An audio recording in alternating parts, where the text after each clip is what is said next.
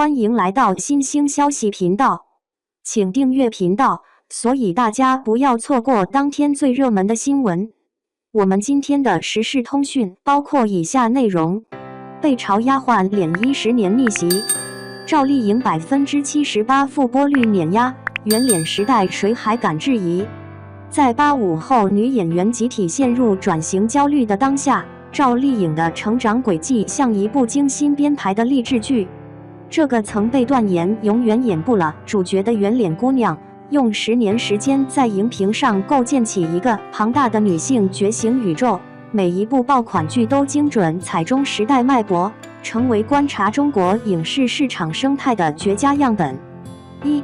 解构传统，当丫鬟脸成为大女主。2013年陆贞传奇横空出世时，业内曾掀起轩然大波。彼时影视圈盛行锥子脸审美，投资方对赵丽颖的质疑直白的近乎残酷，这张圆脸能撑得起女1号？导演邓伟恩力排众议的赌注，意外撕开了古偶剧的审美革命。陆贞这个角色本身就是对传统叙事的解构，没有显赫家世，不靠男性救赎，凭借专业技能在男权体系中杀出血路。赵丽颖略带钝感的五官反而成为优势，当她身着官服在朝堂上舌战群臣时，观众看到的不是精致如瓷娃娃的偶像，而是真实可感的职场女性镜像。该剧创下8.72%的收视奇迹后，资本开始重新评估市场风向。有趣的是，当年拒绝过赵丽颖的剧组后来纷纷仿制陆贞模式，却再难复制那种粗粝的生命力。这印证了影视圈的铁律，真正颠覆性的角色永远诞生于偏见与突围的夹缝中。2. 仙侠剧的祛魅实验，花千骨与反玛丽苏叙事。花千骨表面看是典型的仙侠虐恋，实则暗藏反套路密码。当同期作品还在沉迷三生三世的轮回虐恋时，赵丽颖塑造的小骨完成了3重颠覆。黑化不需要烟熏妆，从天真少女到妖神的转变，仅凭眼神层次递进。南疆拍摄期间，她刻意观察苗族巫女的神秘仪态，设计出标志性的指尖颤抖动作。爱情不是救赎终点，与白子画的决裂戏中，她即兴加入撕毁宫陵的细节，将女性尊严置于爱情之上。这场戏导致道具组连夜重置200个铃铛，却成就了全剧最高光时刻。暴力美学的分寸感，受刑戏拒绝使用替身，在40摄氏度高温下被反复拖拽，最终呈现的破碎感让制片人当场落泪。这种自毁式表演意外打开了仙侠剧的现实主义切口。该剧网络播放量突破200亿次，但更深远的影响在于它证明了流量与演技可以共存。赵丽颖的表演教科书直接催生了后来《三生三世十里桃花香蜜》等剧的表演升级。3. 宅斗剧的现代性转译，盛明兰的生存哲学。知否知否，应是绿肥红瘦，表面是宋代闺阁女子的成长史，实则是给当代社畜的职场指南。赵丽颖在塑造盛明兰时，刻意弱化了传统女主的光环。藏拙经济学，面对莫兰挑衅时的装傻3连，借鉴了现代职场中的危机处理策略。情感风险管理，对其衡若即若离的态度，实为封建社会下的自我保护机制。资源整合术，借力祖母顾廷烨完成阶级跨越，堪称古代版向前一步。该剧播出期间，明兰体成为社交平台现象级话题。观众发现，这个看似温顺的女子，实则是用柔术对抗男权社会的生存大师。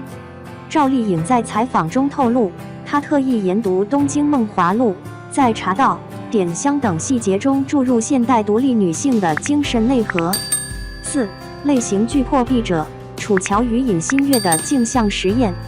在男性主导的《楚乔传老九门》里，赵丽颖完成了一场惊险的类型剧实验。楚乔的暴力美学，提前3个月进行格斗训练，设计出融合蒙古摔跤与现代近身搏击的动作体系。沙漠拍摄时坚持不用替身，导致肩部永久性损伤。尹新月的糖衣炮弹在悬疑探险剧中插入高智商甜宠线，首创民国撒娇8连表演法。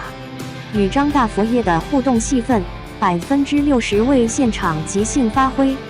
这两个反差极大的角色暴露出赵丽颖的野心，她不愿被定型为古偶专业户，而是通过类型混搭拓宽表演边界。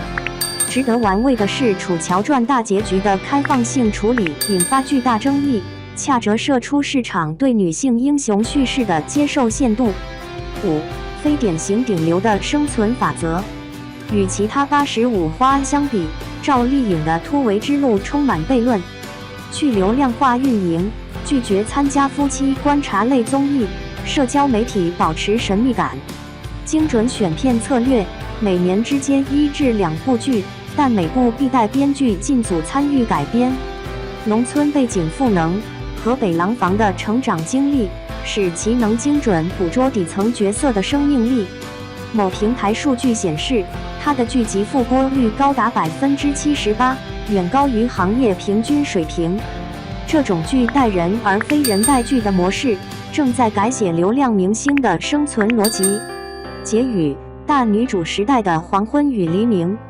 当赵丽颖开始接触《幸福到万家》《风吹半夏》等现实题材时，某种隐喻正在显现，古装大女主终将退场，但那些被唤醒的女性意识不会消散。她的转型之困，恰是整个行业的内容升级之痛。或许正如《知否》台词所言，眼睛是常在前面的，本就应该向前看。这位从廊坊田间走出的姑娘，仍在为国产剧开拓新的疆域。2. 赵丽颖工作室超话有动作，粉丝沸腾，新剧预热进行中。赵丽颖工作室就发了个小小的我，粉丝们都炸了。家人们，最近赵丽颖工作室的超话可是热闹的像过年一样。就因为工作室发了3个字小小的我，配了个表情，粉丝们就开始脑洞大开，各种猜测满天飞。这追星的热情啊，真是挡都挡不住。其实吧，明星工作室的超话就像一个粉丝大本营，工作室发点啥，粉丝们都能解读出800个意思来。你想啊，平时能看到偶像的各种照片、视频，还能跟其他粉丝聊天打趣，可不就热闹吗？赵丽颖工作室这次就发了这么个简单的表情，却像一颗小火星，一下子点燃了整个火药桶。粉丝们这解读能力，那叫一个强。有人说，这是不是暗示赵丽颖有新戏要上了？毕竟从新《还珠格格》到《知否》应是绿肥红瘦，赵丽颖的演技大家有目共睹，她演的角色那可是个顶个的出彩。所以一听到可能有新作品，粉丝们哪能不激动？还有人说，这小小的我是不是指赵丽颖本人？是不是有啥新的个人活动？比如上个综艺节目啥的？毕竟看赵丽颖在节目里和大家互动，也是一种享受吗？当然，也少不了那些脑洞大开的粉丝，他们觉得这可能只是工作室皮一下，跟大家开个玩笑。毕竟现在很多明星工作室也挺会玩的，偶尔跟粉丝互动一下，活跃气氛。其实赵丽颖这一路走来也挺不容易的，从一个小小的配角，一步一步走到现在，成为一线女星，这其中的辛酸，估计只有她自己知道。想当初，她在《花千骨》里演的花千骨，那叫一个深入人心。我以神的名义诅咒你这句台词，现在还有多少人记得？还有《楚乔传》里的楚乔，那股子韧劲，真是让人佩服。所以啊，粉丝们这么喜欢她，也不是没有道理的。你看，每次赵丽颖有新作品，粉丝们都跟过年似的奔走相告，生怕别人不知道。在超话里，大家一起讨论剧情，分析角色，那叫一个热闹。这次工作室发个小小的我，更是让粉丝们像发现了新大陆一样兴奋不已。各种猜测，各种解读，简直比剧本杀还精彩。说实话，现在这娱乐圈，明星和粉丝的关系也越来越微妙了。粉丝不再是单纯的观众，他们更像是明星的伙伴，一起见证偶像的成长。而明星工作室呢，也越来越重视和粉丝的互动，毕竟粉丝的支持可是非常重要的。赵丽颖和粉丝的关系就一直挺好的，她经常会在社交平台上和粉丝互动，分享自己的生活点滴。这种接地气的做法也让她更受粉丝喜爱。所以啊，这次工作室发个小小的我，粉丝们这么激动，也在情理之中。这说明大家对赵丽颖的关注度很高，也说明明星和粉丝之间的互动越来越频繁了。至于这小小的我到底啥意思，估计只有工作室自己知道了。不过，不管是什么，都说明赵丽颖和她的团队在积极的和粉丝互动，这就足够了。说不定过不了多久，工作室就会公布答案了。到时候咱们就等着看好戏吧。